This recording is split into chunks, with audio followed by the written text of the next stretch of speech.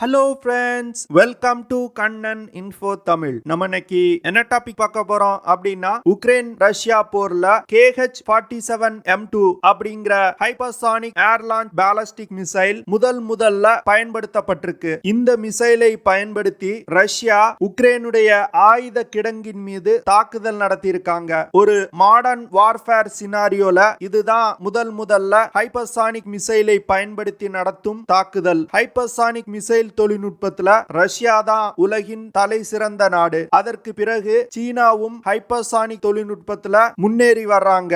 உலகின் பல நாடுகள் ஹைப்பர்சானிக் மிசைல் தொழில்நுட்பத்தை டெவலப் செய்ய முயன்று வந்துட்டு இருக்காங்க. இந்த சூழ்நிலையில இந்தியாவும் ஹைப்பர்சானிக் மிசைல்களை டெவலப் செய்ய பல ப்ராஜெக்ட்களை முன்னெடுத்து வர்றாங்க. இந்தியாவிடம் ஹைப்பர்சானிக் மிசைல் இருக்குதா? இந்தியா என்ன மாதிரியான ஹைப்பர்சானிக் மிசைல்களை டெவலப் செய்து வர்றாங்க? ஹைப்பர்சானிக் தொழில்நுட்பத்துல இந்தியாவுடைய நிலை என்ன அப்படிங்கறத பத்தி நம்ம டீடைலா இந்த வீடியோல பார்க்கலாம். நீங்க இப்பதான் நம்ம சேனலுக்கு ஃபர்ஸ்ட் டைம் வர்றீங்க அப்படின்னா நம்ம சேனலை சப்ஸ்கிரைப் பண்ணிக்கங்க. அப்படியே அந்த பெல் நோட்டிபிகேஷனை கிளிக் பண்ணி ஆல்ங்கிற ஆப்ஷனை எனேபிள் பண்ணிக்கங்க. ஹைப்பர்சானிக் மிசைல் தொழில்நுட்பத்துல ரஷ்யா தான் உலகின் தலை சிறந்த நாடு. ரஷ்யாவிடம் Avangard ICBM hypersonic glide missile, Kinzhal air launch hypersonic ballistic missile மற்றும் திசர்கான் ஹைப்பர்சானிக் க்ரூஸ் மிசைல் போன்ற 3 அதிநவீன ஹைப்பர்சானிக் மிசைல்கள் இருக்கு. இது போன்ற மிசைல்கள் அமெரிக்காவிடம் கூட கிடையாது. அமெரிக்கா மற்றும் நாட்டோ நாடுகள் ஹைப்பர்சானிக் தொழில்நுட்பத்துல மிகவும் பின்தங்கி இருக்காங்க. ரஷ்யாவிற்கு அடுத்து சீனாவும் ஹைப்பர்சானிக் தொழில்நுட்பத்துல குறிப்பிடத்தக்க வளர்ச்சியை கண்டிருக்காங்க. சைனாவிடம் DF-17 அப்படிங்கிற ஹைப்பர்சானிக் மிசைல் இருக்கு. இந்த மிசைல சைனா எப்படி டெவலப் செஞ்சிருக்காங்க அப்படின்னா, DF-16B அப்படிங்கிற ஷார்ட் ரேஞ்ச் பாலிஸ்டிக் மிசைல்ல DF-ZF அப்படிங்கிற ஹைப்பர்சானிக் கிளைட் வெஹிக்கிளை இணைத்து பயன்படுத்துறாங்க. அதாவது சைனா DF-16B அப்படிங்கிற ஷார்ட் ரேஞ்ச் பாலிஸ்டிக் மிசைல்ல கன்வென்ஷனல் வார்ஹெட் இல்லனா MIRV பேலோட பயன்படுத்துறதுக்கு பதிலா DF-ZF அப்படிங்கிற ஹைப்பர்சானிக் கிளைட் வெஹிக்கிளை பயன்படுத்துறாங்க.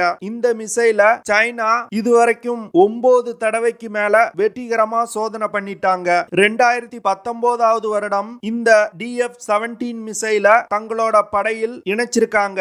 ஹைப்பர்சானிக் மிசைல் அப்படிங்கிறது மாக் 5, அதாவது ஒலியின் வேகத்தை விட 5 மடங்கு வேகத்துல செல்லக்கூடிய மிசைல்களை ஹைப்பர்சானிக் மிசைல் அப்படின்னு சொல்லுவாங்க. ஒலியின் வேகத்தை விட 5 மடங்கு வேகத்துல செல்றதுனாலையும் அதிகமான மனூவரபிலிட்டி இந்த மிசைல்கள்ல இருக்கிறதுனாலையும் எந்த ஒரு ஏர் டிஃபென்ஸ் சிஸ்டத்தாலும் ஹைப்பர்சானிக் மிசைல்களை இடைமறிக்க முடியாது. ஹைப்பர்சானிக் மிசைல்களை ட்ராக் செய்யணும் அப்படின்னா ஸ்பேஸ் பேஸ் சென்சர்கள் மற்றும் ஓவர் த ஹரைசன் ரடார்கள் தேவைப்படும். இது போன்ற தொழில்நுட்பங்கள் வெகு சில நாடுகளிடம் மட்டுமே இருக்கு. உலகில் உள்ள பல நாடுகள் ஹைப்பர்சானிக் மிசைல் தொழில்நுட்பத்தை டெவலப் செய்ய முயன்று வந்துட்டு இருக்காங்க. இந்தியாவும் ஹைப்பர்சானிக் மிசைல்களை உருவாக்குறதுக்கு பல முயற்சிகளை பண்ணி வர்றாங்க. அந்த வகையில இந்தியாவுடைய 5 முக்கியமான ஹைப்பர்சானிக் மிசைல் ப்ராஜெக்ட்களை பத்தி பார்க்கலாம். இந்தியா பிரம்மோஸ் 2 அப்படிங்கிற ஹைப்பர்சானிக் க்ரூஸ் மிசைல உருவாக்க முயன்று வந்துட்டு இருக்காங்க. இந்த மிசைல இந்தியாவின் DRDO மற்றும் ரஷ்யாவின் NPO மெசினோஸ்டோனியா அப்படிங்கிற நிறுவனமும் இணைந்து உருவாக்கி வர்றாங்க. பிரம்மோஸ் 2 மிசைல 1000 கிலோமீட்டர் தூரத்துல உள்ள இலக்குகளை தாக்கும் வகையில வடிவமைத்து வர்றாங்க. பிரம்மோஸ் 2 மிசைலால அதிகபட்சமா மாக் 8, அதாவது 9800 கிலோமீட்டர் பெர் ஹார் வேகத்துல டிராவல் செய்யற மாதிரி வடிவமைத்து வர்றாங்க. இந்த பிரம்மோஸ் 2 ஹைப்பர்சானிக் மிசைல்ல ஒரு ஸ்கிராம்ஜெட் இன்ஜின் பயன்படுத்தப்பட உள்ளது. சில டிஃபென்ஸ் எக்ஸ்பர்ட்ஸ் என்ன சொல்றாங்க அப்படின்னா, ரஷ்யாவின் திசர்கான் மிசைல் தொழில்நுட்பத்தை தான் பிரம்மோஸ் 2 மிசைலையும் பயன்படுத்த போறாங்க அப்படின்னு சொல்றாங்க. பிரம்மோஸ் 2 மிசைல 2017 வருடமே டெவலப் செய்து முடிக்க வேண்டியது இருந்துச்சு. ஆனா சில காரணங்களால் இந்த ப்ராஜெக்ட் காலதாமதமாகி வருது. 2025 இருந்து 2028க்குள்ள இந்த பிரம்மோஸ் 2 மிசைல டெவலப் செய்து முடிக்க திட்டமிட்டிருக்காங்க.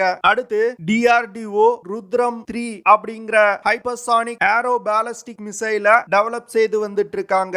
இந்த மிசைல் 6 மீட்டர் நீளமும் 0.5 மீட்டர் டயமீட்டரும் கொண்ட மிசைல். இந்த மிசைல் 1.6 1.6 டன் எடை கொண்ட மிசைல். இந்த ருத்ரம் 3 மிசைல் மாக் 5 அப்படிங்கிற வேகத்துல பறந்து சென்று இலக்கை தாக்கும் வகையில வடிவமைக்கப்பட்டு வருது. ருத்ரம் 3 மிசைல் 500 முதல் 1000 கிலோமீட்டர் தூரத்துல உள்ள இலக்குகளை தாக்கும் வகையில உருவாக்கப்பட்டு வருது. ருத்ரம் 3 மிசைல் பிரத்யேகமா எதற்காக உருவாக்கப்பட்டு வருது அப்படின்னா நியூக்ளியர் ஃபெசிலிட்டிஸ், மிலிட்டரி இன்ஸ்டலேஷன் போன்ற முக்கியமான இலக்குகளை தாக்குறதுக்கு இந்த மிசைல இந்தியா டெவலப் செய்து வர்றாங்க.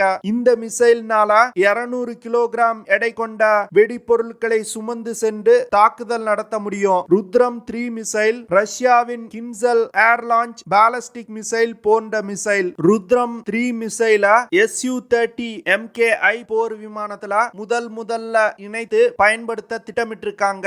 இந்த மிசைல் பற்றியான தகவல்களை இந்தியா மிகவும் ரகசியமா வச்சிருக்காங்க. மூன்றாவதா இந்தியா 2019 மற்றும் 2020 வருடத்துல HSTDV அப்படிங்கிற ஹைப்பர்சானிக் டெக்னிக்கல் டெமான்ஸ்ட்ரேட்டர் வெஹிக்கிள வெற்றிகரமா சோதனை பண்ணியிருக்காங்க. இந்த HSTDV வெஹிக்கிள எதற்காக இந்தியா உருவாக்கி இருக்காங்க அப்படின்னா ஒரு டியூவல் கேப்பபிள் ஹைப்பர்சானிக் க்ரூஸ் மிசைல உருவாக்குறதுக்காக DRDO டெவலப் செஞ்சிருக்காங்க. இந்த HSTDV வெஹிக்கிள் சோதனையில இந்தியா உருவாக்கிய கிராம்ஜெட் இன்ஜின் பயன்படுத்தப்பட்டிருக்கு. இந்த HSTDV வெஹிக்கிள இந்தியா எப்படி சோதனை பண்ணாங்க அப்படின்னா அக்னி 1 போன்ற பாலிஸ்டிக் மிசைல்ல ஹைப்பர்சானிக் டெக்னிக்கல் டெமான்ஸ்ட்ரேட்டர் வெஹிக்கிள லோட் செய்து லான்ச் செஞ்சாங்க. Agni 1 ballistic missile 30 kilometre travel செஞ்சதும் மிசைல்ல இருந்து இந்த HSTDV வெஹிக்கிள் பிரிந்து மாக் 6 அப்படிங்கிற வேகத்துல டிராவல் செஞ்சிருக்கு. அதாவது ஒரு செகண்டுக்கு 2 கிலோமீட்டர் வேகத்துல இந்தியா உருவாக்கிய HSTDV வெஹிக்கிள் டிராவல் ஆயிருக்கு. இந்த சோதனையின் போது DRDO உருவாக்கிய ஸ்கிராம்ஜெட் இன்ஜின் 20 செகண்ட் இயக்கப்பட்டிருக்கு. இந்த 20 செகண்ட்ல மாக் 6 வேகத்தை எட்டி இருக்கு. ஹைப்பர்சானிக் தொழில்நுட்பத்துல இந்த சோதனை ஒரு முக்கியமான வெற்றியா பார்க்கப்படுது. இதன் மூலமா வரும் காலங்கள்ல இந்தியாவால ஹைப்பர்சானிக் க்ரூஸ் மிசைல்களை உருவாக்க முடியும். நான்காவதா இந்தியா அக்டோபர் 2020ல ஷௌர்யா அப்படிங்கிற hypersonic surface to surface medium range ballistic மிசைல தங்களோட படையில் இணைத்தாங்க. இதன் மூலமா ரஷ்யா மற்றும் சீனாவிற்கு பிறகு ஹைப்பர்சானிக் மிசைல்களை தங்களோட படையில் இணைக்கும் மூன்றாவது நாடா இந்தியா உருவெடுத்திருக்காங்க. இந்த மிசைல இந்தியாவிற்கும் சீனாவிற்கும் இடையே எல்லையில பிரச்சனை போயிட்டு இருக்கும் போது இந்தியா தங்களோட படையில் இணைத்தாங்க. இந்த மிசைல பாகிஸ்தான் எல்லை மற்றும் சீன எல்லையில இந்தியா அதிக அளவுல டிப்ளாய் செஞ்சிருக்காங்க. இந்த மிசைல் ஒரு கேனஸ்டர் லான்ச் மிசைல். அதனால மிசைல்களை எளிதா ஸ்டோர் செய்து வைக்க முடியும். ஷோரியா மிசைல்னால 200 முதல் 1000 கிலோகிராம் எடை கொண்ட வெடிபொருட்களை சுமந்து சென்று எதிரிகள் மீது தாக்குதல் நடத்த முடியும். ஷோரியா மிசைல்ல கன்வென்ஷனல் மற்றும் நியூக்ளியர் வார் ஹெட்களை பயன்படுத்த முடியும். ஷோரியா மிசைல்னால 700 முதல் 1900 கிலோமீட்டர் தூரத்துல உள்ள இலக்குகளை துல்லியமா தாக்க முடியும். இந்த மிசைல்னால அதிகபட்சமா 50 கிலோமீட்டர் உயரம் வரைக்கும் பறக்க முடியும். ஷோரியா மிசைல்னால மாக் 7.5 அப்படிங்கிற வேகத்துல டிராவல் செய்ய முடியும். அதாவது 9200 கிலோமீட்டர் பெர் ஹார் வேகத்துல டிராவல் செய்ய முடியும். சாகரிகா K-15 அப்படிங்கிற சப்மரின் லான்ச் பாலிஸ்டிக் மிசைலோட லேண்ட் வெர்ஷன் தான் ஷோரியா மிசைல் அப்படின்னு சில டிஃபென்ஸ் எக்ஸ்பர்ட்ஸ் சொல்றாங்க. ஷோரியா மிசைல ஹைப்பர்சானிக் மிசைல் கேட்டகரியில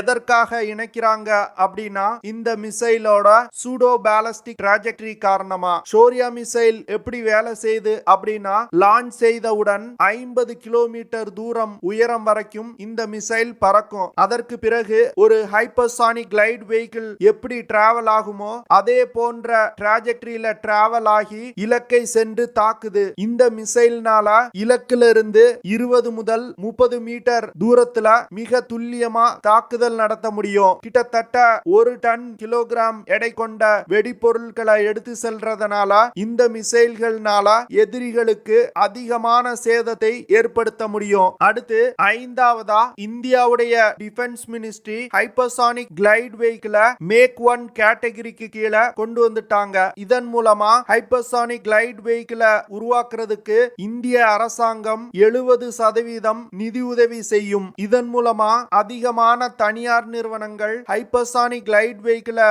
உருவாக்க முன் வருவாங்க அப்படின்னு அரசாங்கம் எதிர்பார்க்கிறாங்க. இப்போதைய நிலையில் HTNP அப்படிங்கிற ஒரே ஒரு தனியார் நிறுவனம் மட்டுமே ஹைப்பர்சானிக் கிளைட் வெஹிக்கிளை இந்தியாவில் டெவலப் செய்து வர்றாங்க. அந்த நிறுவனம் HGV-202F அப்படிங்கிற ஒரு ஹைப்பர்சானிக் கிளைட் வெஹிக்கிளை உருவாக்கி வர்றாங்க. இந்த HGV-202F hypersonic glide vehicle 1.5 ton எடை கொண்டதா உருவாக்கப்பட்டு வருது. இந்த மிசைல்னால 5500 கிலோமீட்டர் தூரத்துல உள்ள இலக்குகளை சென்று தாக்கும் வகையில வடிவமைக்கப்பட்டு வருது. இந்த மிசைல்கள் 300 கிலோகிராம் எடை கொண்ட வெடிபொருட்களை சுமந்து சென்று தாக்குதல் செய்யும் வகையில உருவாக்கப்பட்டு வருது. இந்த ஹைப்பர்சானிக் கிளைட் வெஹிக்கிள் மாக் 20 அப்படிங்கிற வேகத்துல டிராவல் செய்யும் வகையில வடிவமைக்கப்படுது. அதாவது இந்த ஹைப்பர்சானிக் கிளைட் வெஹிக்கிள்னால 24,500 கிலோமீட்டர் பெர் ஹார் வேகத்துல டிராவல் செய்ய முடியும். ஹைப்பர்சானிக் கிளைட் வெஹிக்கிள் எப்படி வேலை செய்யுது அப்படின்னா, அக்னி 5 போன்ற இன்டர்கான்டினென்டல் பாலிஸ்டிக் மிசைல்ல MIRV வார்ஹெட்டுகளுக்கு பதிலா இந்த கிளைட் வெஹிக்கிள் இணைக்கப்படும். மிசைல் 60 முதல் 100 கிலோமீட்டர் தூரம் வரைக்கும் டிராவல் பண்ணதும் மிசைல்ல இருந்து இந்த கிளைட் வெஹிக்கிள் பிரிந்து இலக்கை நோக்கி பயணிக்க தொடங்கும். இந்த HGV-202F ஹைப்பர்சானிக் கிளைட் வெஹிக்கிள்ல எந்த ஒரு இன்ஜினும் கிடையாது. அதற்கு பதிலா ஏரோடைனமிக் போர்சஸ் பயன்படுத்தி ஹைப்பர்சானிக் வேகத்துல இலக்கை சென்று தாக்கும். இந்த மிசைல் மட்டும் வெற்றிகரமா உருவாக்கப்பட்டுச்சு அப்படின்னா இந்தியாவிற்கு ஒரு கேம் சேஞ்சரா இருக்கும். இந்த HGV-202F ஹைப்பர்சானிக் கிளைட் வெஹிக்கிளோட மார்க்அப் மாடலை HTNP நிறுவனம் ஏரோ இந்தியா 2021ல காட்சிப்படுத்தி இருந்தாங்க. கூடிய விரைவில் இந்தியா இந்த ஹைப்பர்சானிக் கிளைட் வெஹிக்கிளை சோதனை செய்வாங்க அப்படின்னு நம்ம எதிர்பார்க்கலாம். இதுதான் ஹைப்பர்சானிக் தொழில்நுட்பத்துல இந்தியாவுடைய வளர்ச்சி. வரும் காலங்கள்ல இந்தியா இதை விட அதிகமான உயரங்களை ஹைப்பர்சானிக் தொழில்நுட்பத்துல தொடுவாங்க அப்படின்னு நான் எதிர்பார்க்கிறேன். இந்தியா இன்னும் ஹைப்பர்சானிக் தொழில்நுட்பத்தை மேம்படுத்த என்ன செய்யலாம் அப்படிங்கறத நீங்க கமெண்ட்ல லீவ் பண்ணுங்க. ஓகே ஃப்ரெண்ட்ஸ், நம்ம வீடியோவோட நிறைவு பகுதிக்கு வந்துட்டோம். இதெல்லாம் தான் நான் உங்ககிட்ட ஷேர் பண்ணணும் அப்படின்னு நினைச்ச விஷயங்கள். ஐ ஹோப் நான் ஷேர் பண்ண விஷயங்கள் உங்களுக்கு பிடிச்சிருக்கும்னு நினைக்கிறேன். அப்படி பிடிச்சிருந்துச்சுன்னா ஷேர் பண்ணுங்க, லைக் பண்ணுங்க, கமெண்ட் பண்ணுங்க. மறக்காம நம்ம சேனலுக்கு சப்ஸ்கிரைப் பண்ணுங்க. அப்படியே அந்த பெல் நோட்டிபிகேஷனை கிளிக் பண்ணி ஆல்ங்கிற ஆப்ஷனை எனேபிள் பண்ணிக்கங்க. See you in the next video. Jai Hind.